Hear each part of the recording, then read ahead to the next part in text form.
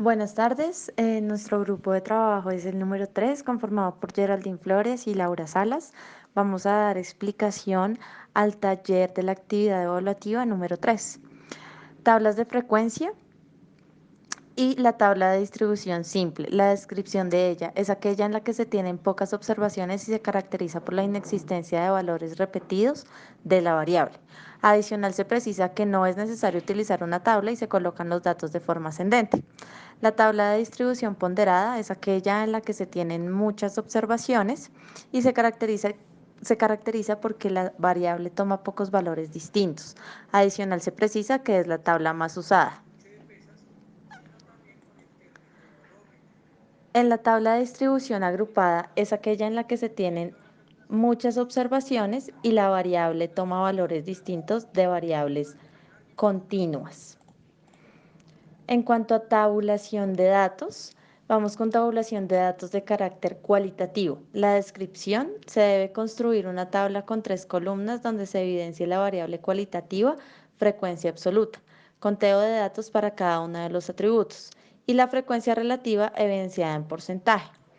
La tabulación de datos de carácter cuantitativo discreto. La descripción: se debe construir una tabla con 5 columnas donde se evidencie la variable discreta ordenadas de menor a mayor, frecuencia absoluta. Este es el conteo de datos para cada uno de los atributos.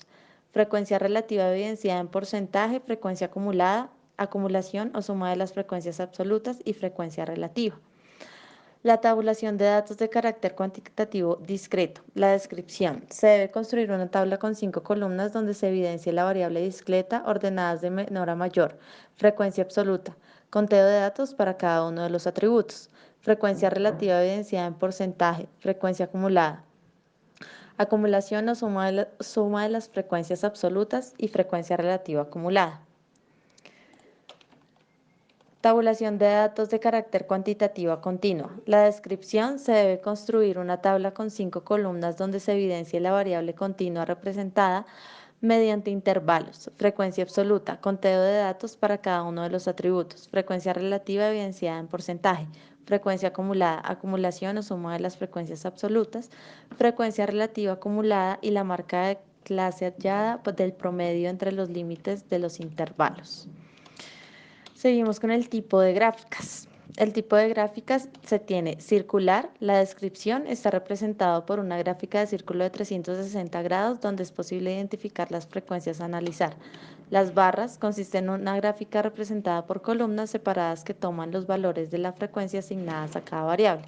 El histograma es útil para representar valores de frecuencia de variable continua que viene por medio de intervalos, y el polígono de frecuencia es una gráfica lineal la cual une puntos que toman el lugar de marca de clase en cada una de las columnas del histograma. Bueno, dando continuidad al taller, en el punto 1, donde nos solicitan conocer la cantidad de niños que hay por edad en una empresa, lo que hicimos fue tabular los datos con la variable,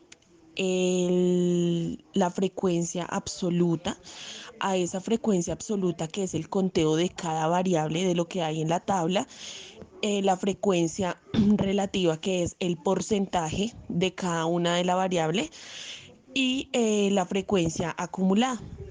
Eso fue lo que hicimos y lo representamos bajo una gráfica de barras.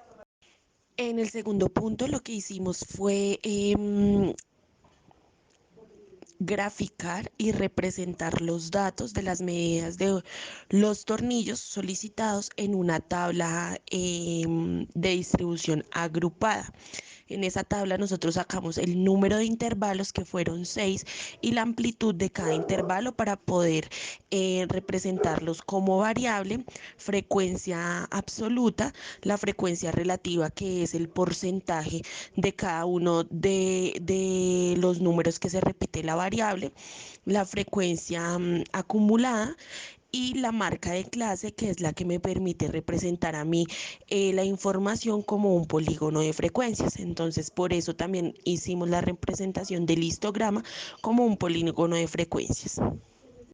Para el punto 3, lo que hicimos fue representar con el total de las 110 personas que estaban en cada una, bueno, representar qué porcentaje de cada persona o cuántas personas, de acuerdo al porcentaje que nos brindaba el ejercicio, se encontraban en cada una de las áreas de la empresa.